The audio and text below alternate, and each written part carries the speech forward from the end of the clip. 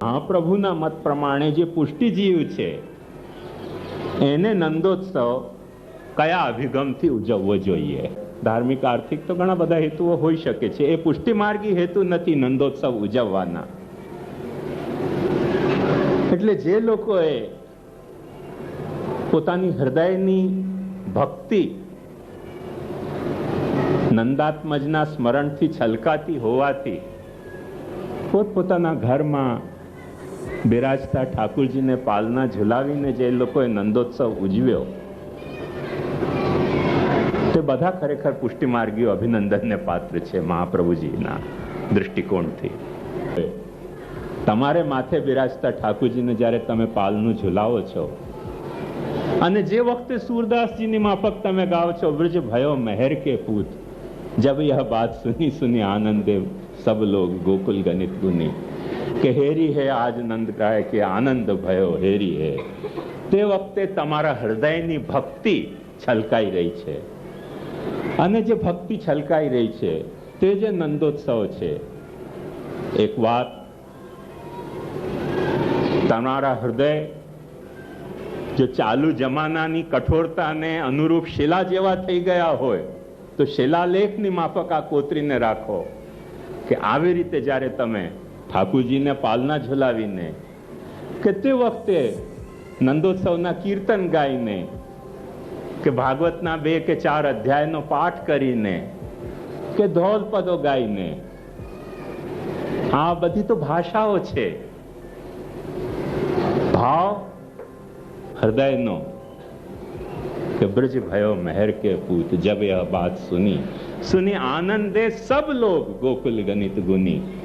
આ ભાવથી જ્યારે તમે નંદોત્સવ ઉજવો છો ત્યારે મહાપ્રભુજીએ ઉપદિષ્ટ જે પંચમ પુરુષાર્થ છે ભક્તિનો, તે ભક્તિના સ્કોપમાં તમે નંદોત્સવ ઉજવી રહ્યા છો. ભક્તિનો નંદોત્સવ ઉજવવો હોય તો સૌથી પહેલી શરત ભક્તિની મહાપ્રભુજીની એ છે કે તમારા હૃદયમાં પ્રભુ પ્રત્યે પ્રભુના આનંદને માણવાનો ભાવ છે કે નહીં? પ્રભુના આનંદને, પ્રભુને ઝૂલવવાનો પાલનામાં તમારા હૃદયમાં ભાવ છે કે નહીં? કોઈક તમને એમ કે જગતના પિતાને તમે ઝૂલાવનાર કોણ? તો તમારામાં એ ભાવ છે કે નહીં કે તમે પૂછનાર કોણ? ઝૂલાવીશું, અમને આનંદ આવે છે. એ ભાવ તમારો દ્રઢતર ભક્તિનો છે કે નહીં? એ ભક્તિનો ભાવ જો તમારે છલકાવવા માંગતો હોય તો નંદરાયજીનો લાલો તમારે ઘેરે પલના ઝૂલી જ રહ્યો છે, ઝૂલી જ રહ્યો છે, ઝૂલી જ રહ્યો છે, એમાં જરાય તમે સંદેહ નહીં કરતા. મહાપ્રભુજી આપણને આશ્વાસન આપે છે કે એક વખતે તમારા હૃદયમાં નંદ યશોદા જેવી શુદ્ધ ભાવના ભગવાનને ખેલાવવાની, લાલન પાલન કરવાની હશે જગત પિતા, હશે જગતનો વિશ્વંભર, પણ તમને ભોગ ધરવાની ભાવના છે કે નહીં? તમને એને જગાડવાની ભાવના હોય છે કે નહીં? હશે દુનિયાને જગાડનાર, તમને એને જગાડવાની ભાવના છે કે નહીં? હશે દુનિયાને શુદ્ધ કરનાર, તમને એને સ્નાન કરાવીને શુદ્ધ કરવાની ભાવના છે કે નહીં? જો તમારા હૃદયમાં એવી ભાવના હોય કે ના, આ સવાર થઈ અને હજી સુધી સ્નાન નથી કર્યું મારા લાલાને, એને સ્નાન કરીને હું શુદ્ધ કરાવી દઉં, તો એ તમારે ત્યાં જન્મી શકે છે. અને મોનોપોલી ન હોઈ શકે. પ્રભુ તેનો છે કે જે પ્રભુનો ભક્ત છે. પ્રભુ તેને ત્યાં જન્મે છે કે જેના હૃદયમાં ભક્તિ જન્મે છે.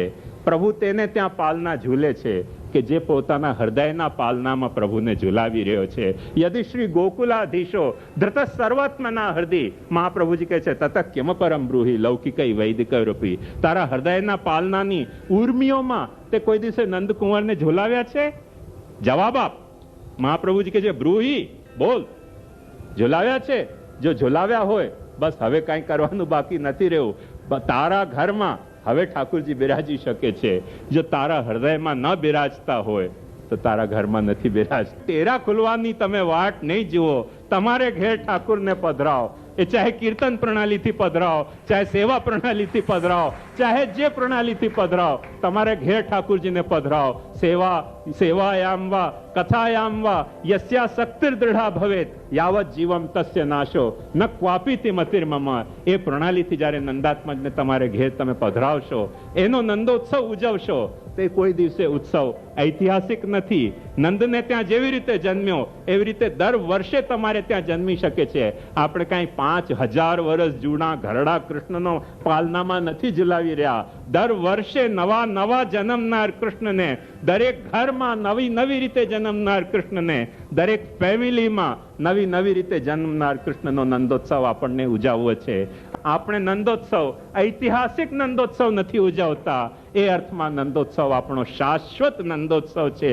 જ્યાં સુધી માણસના હૃદયમાં ભક્તિનો ભાવ કાયમ છે ત્યાં સુધી આ શાશ્વત નંદોત્સવ ઉજવાતો રહેશે.